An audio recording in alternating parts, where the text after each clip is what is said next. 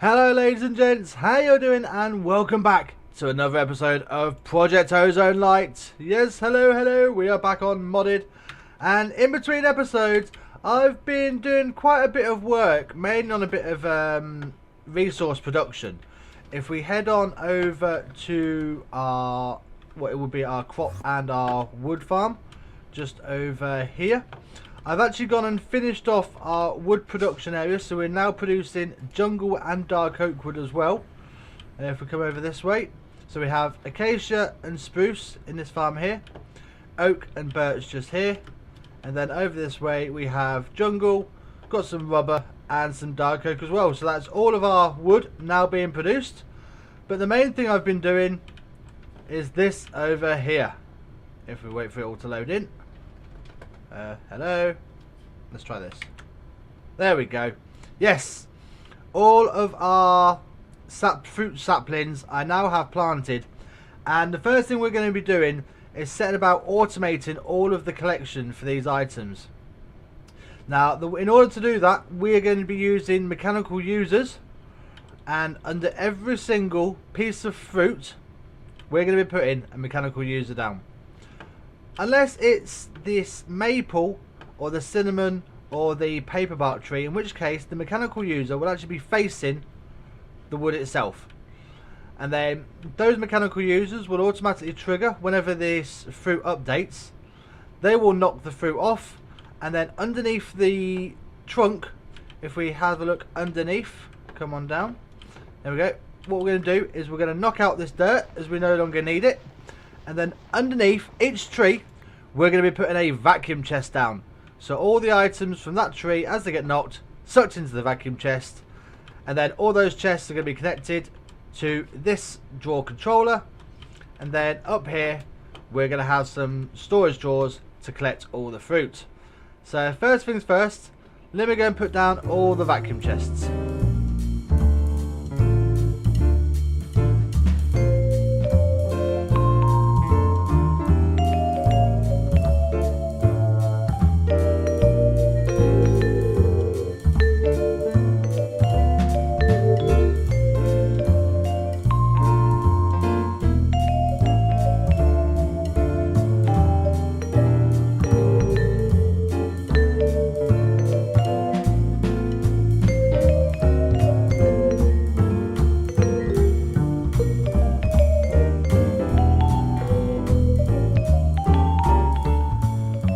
Right, so we've gone and got the vacuum chests in, and as you can see, I've also gone and put all the storage drawers down with the corresponding items.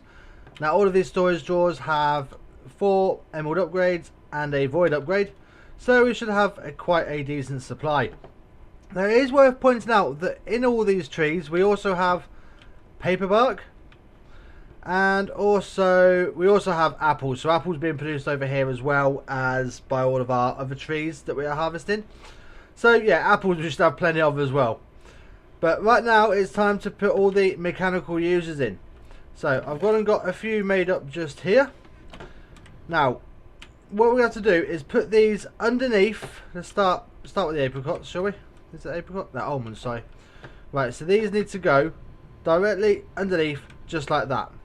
Then there we go, need a free hand space. If we open it up, you want actually, I think it's activate block with item. Yep, and that should, right, we need to turn it on. Always on. Huh. Now was that doing that, or me? Because I'm pretty sure I did test this in Creative World, so let's just double check. We'll do it again and we shall leave it alone. Give it a moment.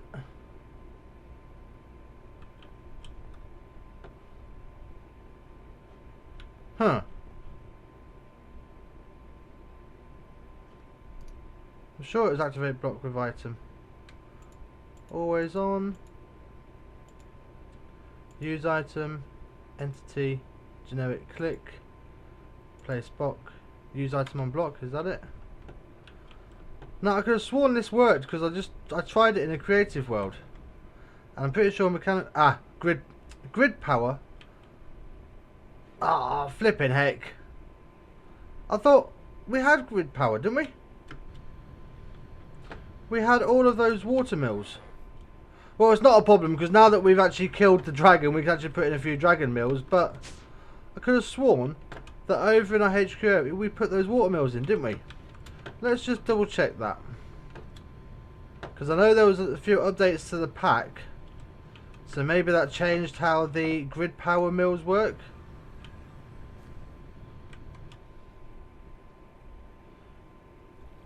Yeah, grid power.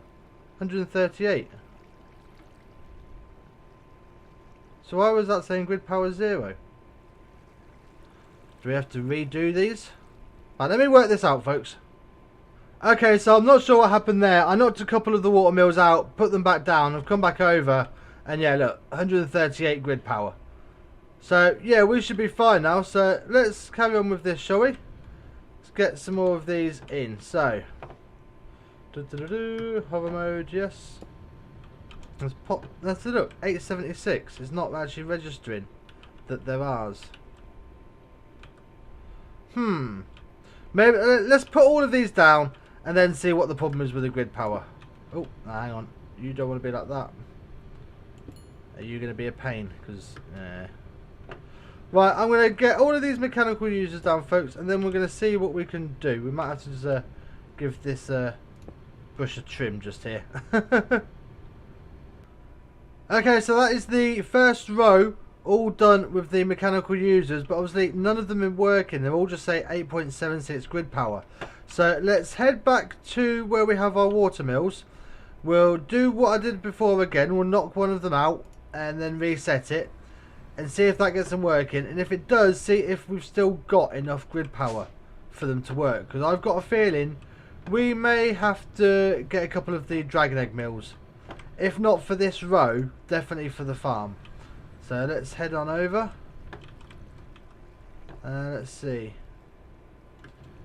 So we have to break one of these and then we'll put it back in.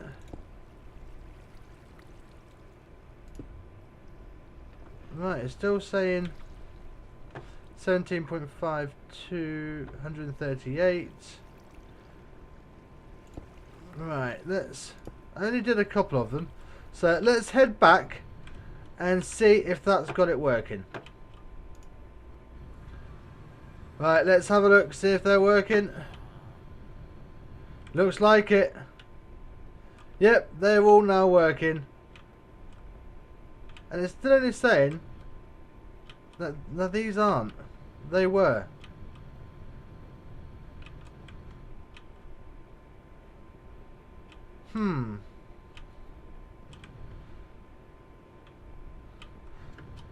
See, some of these have worked, but then they're not. Maybe we're not producing enough grid power for them. Because think, if it's 8 each, well, we've used 48. Or 48 times 8, 48. Yes, it's more than the grid power. Right. I'm going to knock up a couple of the dragon egg mills using the dragon eggs that we've already got, and see if that has any effect on getting this up and running. Well, I went and made the 2 dragon egg mills, and these again lose efficiency when you're producing over a certain amount of grid points. So you see, we've got 25% efficiency loss. If we have a look in here in the mills, this must be something that's added in the latest update. So dragon mill, if we press shift, progressive efficiency loss. Yeah, so 0 to 500, 0%, well that's 1 mil. 500 to 1000 grid power, 50%. So if you've got 2, you lose 50% of the power from one of them, which is why it's a quarter overall. So if we were to put another one in, we'd lose 75% from that one, so we'd only gain an extra 25% of that grid power, so we'd only actually get 125 extra. So yeah, and it seems like all of these do that. So I mean, the water mills, that's why we're losing so much in the water. We have got the wind as well, and the lava, and I have gone ahead and made 20 of these fire mills as well, and they are just over here. That's what the crackling is. So you see we've got these here, and they have bumped our grid power along with the dragon eggs up to 955 grid power now. So yeah, we've hopefully we should be producing enough grid power. But what I think the problem is, was that was maybe enough grid power for one row, with every single piece of fruit having a mechanical user on it. But I don't really, we haven't got the possibility of making lots, thousands and thousands of grid power. Not unless we get dozens of dragon eggs and are willing to lose 95%. So what I've actually gone and done is just put one mechanical user on every tree. So we're not going to be farming as fast, but we are farming everything now. I mean, if you have a look in the chest in the drawers here, yeah, we are slowly starting to farm all the items. And if we do happen to run out of something, say we for some reason we run out of maple syrup and we need to farm some more, all I need to do is come over and twerk, because twerking increases the growth, and as soon as it's grown, the mechanical user harvests it. So yeah, I mean, just what's that, 10-15 seconds of twerking, and yeah, 15 maple. So that's not too bad, but that'll do for now. So we now have, I do believe, every single item in Pam's Harvestcraft being produced. So at some point we're going to have to come along and start making up auto crafting recipes and juices and smoothies and cooked meals. Yes, that's something we shall do. But for now, we've got another project to be working on. And the project we're going to be working on now involves the red UFO. That's right, our mob farm. It's time to upgrade this to version 3. If you remember at the start of the series, version 1 was our basic wood farm. This is version 2, where we have the lights. Oh, come on. Right, there we go. Yeah. So we have the lights and the blades and the fans, all remotely powered. However, the problem with this farm, I better just turn those fans and blades back on for a moment. I believe that's right. No, that's not the... Hang on. So that one? I should have put signs on, I can't remember which is which. Right. I think it's... that, is it? But yeah, the problem we've got with this mob farm is, you see there, loot bags at the top, and they've got heads out here. I have come along to this farm before after AFKing, and this roof is scattered with loot bags. The collection system is just not efficient enough.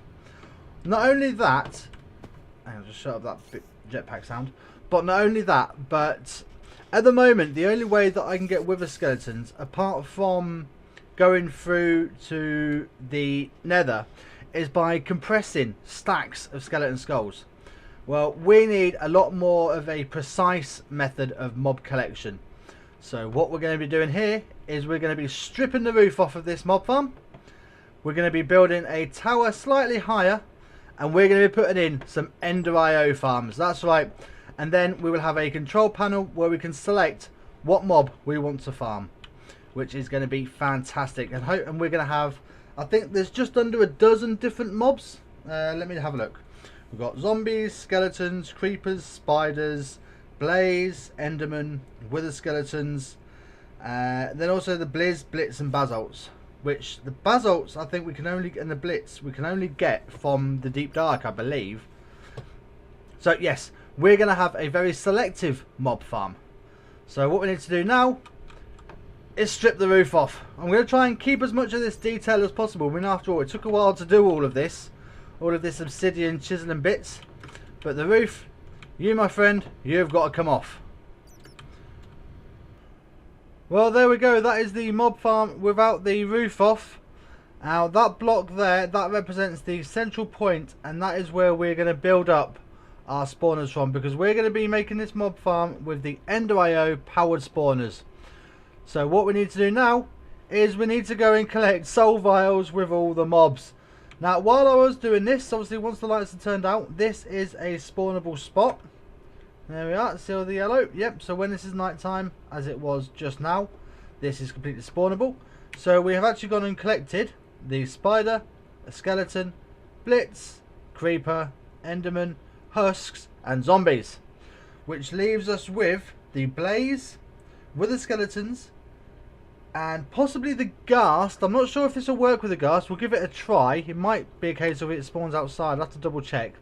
But we need those 3 from the Nether, and also the Blizz and the Basols, if you can get the Basols in this pack. I'm not sure if there is, but we need to get them from the Deep Dark.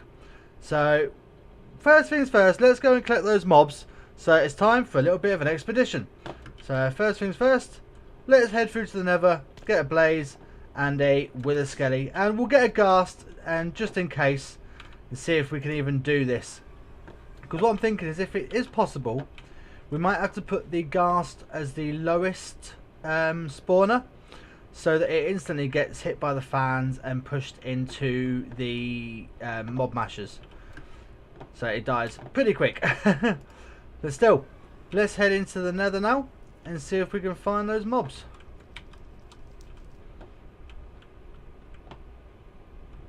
And there we go, there is a Nether fortress straight away.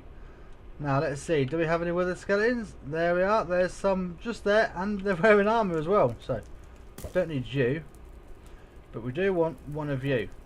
So, hello, you gonna come with me? Yes, thank you. And you, that just said skeleton.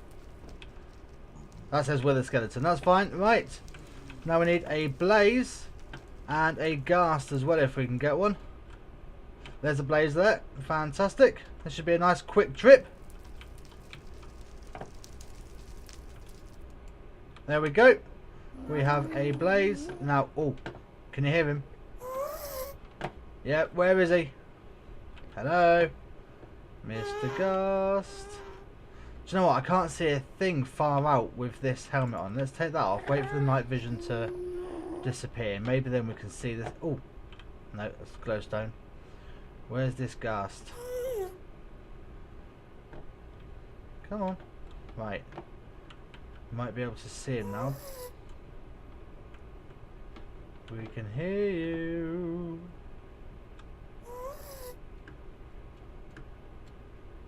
Shout out if you see him, folks. I'm looking at that mini-map. Wait, no, that's a skeleton. I'm just looking for that white square, so I thought that skeleton might be him. I can't see him yet. Was he over this way? He's gone quiet now, so I think we may have gone too far and he's despawned.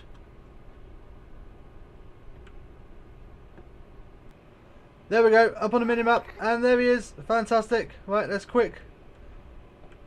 In and grab, in and grab. Yes, we got him. Fantastic. Brilliant. Right, now let's get out of here. As one shepherd said to the other, let's get the flock out of here. There's the exit. Right, so that was a rather successful run into the Nether. Now it's time to head into the Deep Dark. Now, how is it we make the Deep Dark portal? Let's see. What do we need? Oh, we need some demon ingots and some quadruple and quintuple. Well, the quadruple and quintuple isn't a problem, because for quite some time now we've been building up these. Yes, so let's actually break down one of these sextuples. There's the quintuples, so break down that and break down one of them, and there's our quadruples. Fantastic, so we'll pop these back in there. There we go. Now we need these demon ingots. Now for that, we'll just do it over here for now. So let's see, we want 1, 2, 3, 4, 5. This is something I've done before, so that's okay. I know what we're doing here. Now we need some netherrack and some lava. So netherrack brick, in fact. There we go. You only need 4 bits. 1, 2, 3, 4. And let's see. Do we have a bucket of lava in here? No. So let's just grab a bucket. Thank you. Right. Lava. There we go. Haha. Right, and take you out. And then the way you make demon ingots is you just put some nether brick around like this. I can't remember if you need nether brick on the bottom or not. We'll try it without. And then we need some gold. Now we only need 4 bits. But I'm also going to want to make some more demonic drums at some point. So, come on, I need to throw it into the lava. Oh, let's turn the magnet off. Right. Come on, you. Turn off. Right, let's try this again. There we go. And that's how you make the demon ingots. So let's just do all these. Fantastic. Right, let's put you back on. There we go. Now, get rid of you. So we want the deep portal. Fantastic. Right, and like I said before, we shall stick this over here. Oh, we've also done the quest as well. Brilliant. And we shall stick this just here. There we go. Now, if we claim this quest, not only do we get a loot chest, but we also get the Sojourner's Staff and the Lantern of Paranoia. Now, this is what we're really going to need, because this will make sure that we are never in the dark. And you don't want to be in the dark, in the deep dark, because you start taking damage. Let's just quickly see what we've got in the loot chest. A tier 1 chance pendant. Fair enough. Let's just stick that back in there. There we go. Now, I believe you have to fill this up with torches. So, let's grab some torches from my inventory. There we go. Let's just... that many. Now, do you turn it on? Is it shift right click? There we go. Now, I see that's filling up. Now, do we have to fill up the Lantern of Paranoia? Let's just check. Nope. Okay. So let's just fill this up. Then once this is all filled up with our torches, we shall head down into the deep dark.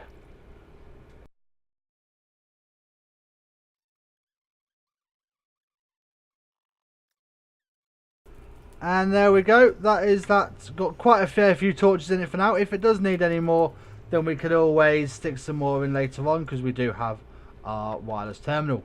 But for now, let's head on down into the deep dark. Oh, wibbly wobbly timey wimey stuff. Here we go, into the deep dark. This is the first time I've been down to the deep dark in a long time, and oh, there we go. Right, now first things first, we'll give it a moment to generate all the terrain, and we shall stick in a waypoint on journey map. So deep dark exit. There we go. Make that green. Save. There we are. Right, so now we can find our way out. Let's turn Lantern of Paranoia on, and I think it's time to head on down. So, which way? Let's just... oh, I'm going too fast. This way? Why not? And then you know what? Now that we've got to here, come on, let's just vein mine, shall we? Why not? Ooh. Right. Oh, ow. Yeah. If you do vein mine, make sure to eat. But you can see this Lantern of Paranoia is doing its job. It's placing all these torches, making sure that we never actually head into the dark. Brilliant. Right, so let's head on. Keep going down until we get down to the bottom. Oh, there we are. We have reached the bottom. Brilliant. Right, let's just have something to eat. Now, remember, we're looking for a blizz and a basalt. So let's just get rid of all these. There we go. Right then. What do we see? Spiders, creepers, skeletons. But we are in a forest hills. So let's just have a fly around. Come on down. Light in the way as we go. Fantastic. Of course, we've got night vision on, so it's not that much of a trouble. But let's just have a fly around and see if we can find the mobs that we need. I'll tell you what mob we did forget, folks. We forgot the witch. Come here, young lady. Hello. Thank you. Aha, there we go. There's one. Is that a basalt? It is. Let's have you, my friend. Come here. There we go.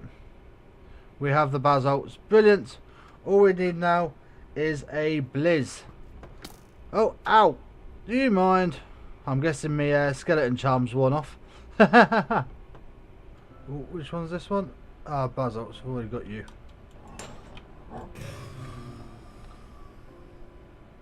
We want your cousin. Oh, there he is. There we go. Finally. Yes, right. With that, we can head home. That took forever. I mean, look at our coordinates. Minus 10,000, minus 4,000. We're 4,000 blocks away from the exit, right? Let's head home. Ow! That was a wall. Well, we finally managed to get all of the mobs, folks. And after I went and spent about an hour going through the Nether, getting loads and loads of blaze spawners, we went and turned all of those soul vials of all the mobs into some powered spawners. That's right, so we have 14 powered spawners, each with different mobs. And I've gone and made a few adjustments to our mob farm down here. That's right. I've gone and put all 14 of these powered spawners in. Each of them are color coded with a redstone conduit. And see that power bank up there? Yep, that power bank is connected to a couple of dimensional transceivers, filling up with power. So let's see, how much does it store? 25.75 billion RF. So that gives us a nice buffer, because we have all of these powered spawners, and we activate them with this array just over here. Now whenever we come over here, first ones we want to flip are these two. So that one turns the fans on. So not only do we have our original fans down at the bottom there, I've also put 4 up there. And the reason we've done that is all the flying mobs, not just the blaze, blitz, blizz and basalts, but also mainly the ghasts. It pushes them down and then they get pushed into the grinders, which we can activate with that flip just there. So there we go, everything's running. Now let's see, we have blaze, blitz, basalts, withers, spiders, the ghasts, creepers, blizz, witch skeleton, enderman, magma cubes, husks and zombies. Now check this out, guys. It says something there, but give it a moment, because there is only actually one spawning space for those ghasts. Give it a moment. Now why did you spawn up there? You should be up there. That's the one spot on the roof that it can spawn. Now, come on, I know you're working, because I tested you. There you go. Ow, that was loud. And just like that, we have a working ghast spawner, folks. That's right. There we go. And that's pretty quick. So now we have an unlimited supply of ghast tears. And I ran this for a while, just checking that everything worked. And in this chest just here, that is all the items that we are getting from this mob farm now, folks. So in between this and the next episode, I'm going to have to go and completely redo all of this. So yeah, the loot bags, this is all going to need moving, but I'm going to need to redo this. Not including the essence, which we pipe away straight away. We get, I think it's 46 different drops. So yeah, we're going to need some sort of system to get all of these collected. But like I say, I'll do that in between this and the next episode, folks. But for now, we have a fully automated, powered, selective mob farm. And to say that this has done the job, remember the whole reason we did this is because I was getting fed up of having to compress a stack of skeleton skulls into a wither skull. Yeah, look at that, folks. 31 wither skeleton skulls already, and that was just from a test. So I think it's fair to say that today has been a very successful episode. But that is going to be it for today, folks. I hope you have enjoyed this episode. If you have, please go ahead and smash that like button. And if you're new to the channel, folks, click that subscribe button. Show some love down in the comments. And don't forget to ring that bell so you get notified when all the new episodes come out. But for now, folks, this is PaternoX on the Hermit Skies map, saying take it easy. And I'll see you all in the next episode. Bye, folks. Bye. Bye, guys.